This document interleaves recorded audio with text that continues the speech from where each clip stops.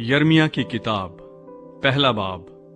यर्मिया बिन खिल्किया की बातें जो बिन्यामीन की ममलकत में अंतूती काहिनों में से था, जिस पर खुदावंद का कलाम शाह यहूदा यूसिया बिन अमून के दिनों में उसकी सल्तनत के 13वें साल में नाजिल हुआ।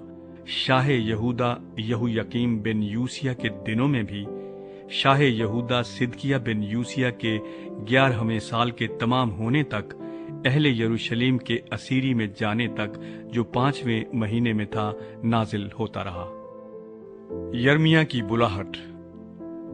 तब खुदावंद का कलाम मुझ पर नाजिल हुआ और उसने फरमाया, इससे पेशतर कि मैंने तुझे बतन में खलक किया, मैं तुझे जानता था, और तेरी विलादत से पहले मैंने तुझे मखसूस किया और कौमों के लिए तुझे नबी ठहराया।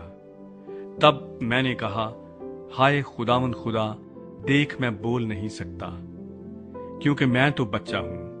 लेकिन खुदावंद ने मुझे फरमाया, यूं न कह कि मैं बच्चा हूं, क्योंकि जिस किसी के पास मैं तुझे भेजूंगा तू जाएगा, और जो कुछ मैं तुझे फरमाऊंगा तू कहेगा।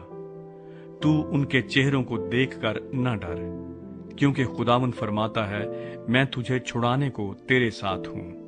तब खुदावंद ने अपना हाथ बढ़ाकर मेरे मुंह को छुआ, और खुदावंद ने मुझे फरमाया, देख मैंने अपना कलाम तेरे मुंह में डाल दिया। देख आज के दिन मैंने तुझे कौमों पर और सल्तनतों पर मुकर्रर किया कि उखाड़े और ढाए और हलाक करे और गिराए और तामीर करे और लगाए। 2 रोयाएं। फिर खुदावंद का कलाम मुझ पर नाजिल हुआ और उसने फरमाया, ऐ यर्मिया, तू क्या देखता है? मैंने अर्ज की कि बादाम के दरख्त की एक शाख देखता हूँ। और खुदावंद ने मुझे फरमाया कि तूने खूब देखा, क्योंकि मैं अपने कलाम को पूरा करने के लिए बेदार रहता हूँ। दूसरी बार खुदावंद का कलाम मुझ पर नाजिल हुआ और उसने फरमाया, तू क्या देखता है? मैंने अर्ज की कि उबलती हुई देग देखता हूँ, जिसका मुंह शुमाल की तरफ से है। तब खुदावंद ने मुझे फरमाया कि शुमाल की तरफ से इस मुल्क के तमाम बाशिंदों पर आफत आएगी, क्योंकि खुदावंद फरमाता है, देख मैं शुमाल की सल्तनतों के तमाम खानदानों को बुलाऊंगा, और वो आएंगे और हर एक अपना तख्त यरूशलेम के फाटकों के मदखल पर और उसकी सब दीवारों के गिर्दा गिर्द और यहूदा के तमाम शहरों के मुकाबिल कायम करेगा। और मैं उनकी सारी शरारत के बाइस उन पर फतवा दूंगा, क्योंकि उन्होंने मुझे तर्क किया और गैर माबूदों के सामने लुबान जलाया और अपनी ही दस्तकारी को सिजदा किया। इसलिए तू अपनी कमर कसकर उठ खड़ा हो, और जो कुछ मैं तुझे फरमाऊं उनसे कह। उनके चेहरों को देखकर न डर, ऐसा न हो कि मैं तुझे उनके सामने सरासीमा करूं, क्योंकि देख मैं आज के दिन तुझको इस तमाम मुल्क और यहूदा के बादशाहों और उसके अमीरों और उसके काहिनों और मुल्क के लोगों के मुकाबिल एक फसीलदार शहर और लोहे का सतून और पीतल की दीवार बनाता हूँ। और वो तुझसे लड़ेंगे, लेकिन तुझ पर गालिब न आएंगे, क्योंकि खुदावंद फरमाता है, मैं तुझे छुड़ाने को तेरे साथ हूँ। दूसरा बाब। खुदावंद इसराइल की फिक्र करता है। फिर खुदावंद का कलाम मुझ पर नाजिल हुआ और उसने फरमाया कि तू जा और यरूशलेम के कान में पुकार कर कह कि खुदावंद यूं फरमाता है कि मैं तेरी जवानी की उल्फत और तेरे ब्याह की मोहब्बत को याद करता हूं कि तू बियाबान यानी बंजर जमीन में मेरे पीछे पीछे चली। इसराइल खुदावंद का मुकद्दस और उसकी अफजाइश का पहला फल था। खुदावंद फरमाता है, उसे निगलने वाले सब मुजरिम ठहरेंगे, उन पर आफत आएगी। इसराइल के आबाओ अजदाद का गुनाह। ऐ अहले याकूब और अहले इसराइल के सब खानदानों, खुदावंद का कलाम सुनो। खुदावंद यूं फरमाता है कि तुम्हारे बाप दादा ने मुझ में कौन सी बेइंसाफी पाई جس کے سبب سے وہ مجھ سے دور ہو گئے اور بتلان کی پیروی کر کے باطل ہوئے۔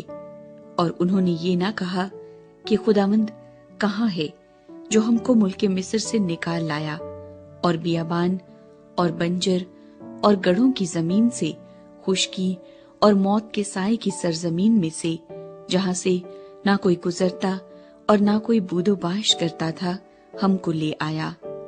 اور میں تم کو باغوں والی زمین میں لایا کہ تم اس کے میوے اور اس کے اچھے پھل کھاؤ، لیکن جب تم داخل ہوئے تو تم نے میری زمین کو ناپاک کر دیا اور میری میراث کو مکروہ بنایا۔ کاہنوں نے نہ کہا کہ خداوند کہاں ہے، اور اہل شریعت نے مجھے نہ جانا، اور چرواہوں نے مجھ سے سرکشی کی، اور نبیوں نے بال کے نام سے نبوت کی، اور ان چیزوں کی پیروی کی جن سے کچھ فائدہ نہیں۔ خداوند کا اپنے لوگوں کے خلاف مقدمہ۔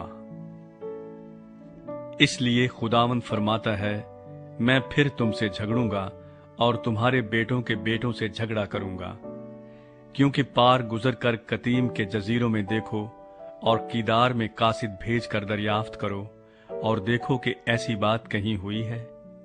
کیا کسی قوم نے اپنے معبودوں کو، حالانکہ وہ خدا نہیں، بدل ڈالا؟ پر میری قوم نے اپنے جلال کو بے فائدہ چیز سے بدلا۔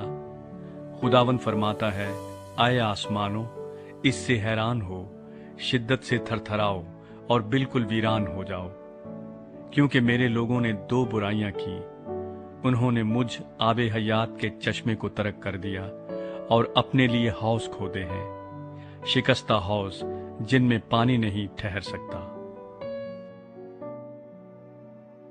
اسرائیل کی بے وفائی کے نتائج۔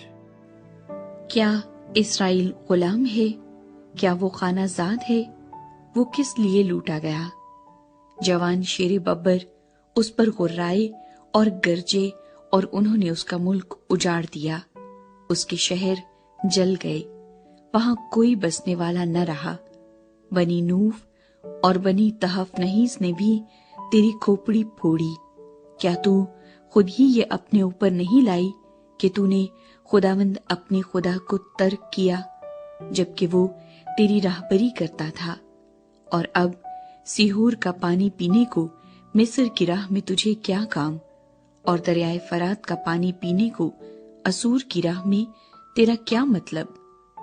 تیری ہی شرارت تیری تعذیب کرے گی، اور تیری برگشتگی تجھ کو سزا دے گی۔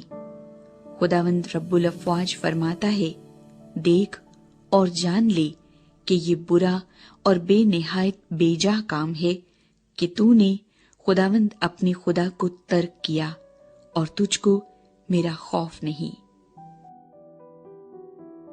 اسرائیل خداوند کی پرستش کرنے سے انکار کرتا ہے، کیونکہ مدت ہوئی کہ تو نے اپنے جوئے کو توڑ ڈالا اور اپنے بندھنوں کے ٹکڑے کر ڈالے، اور کہا کہ میں تابے نہ رہوں گی۔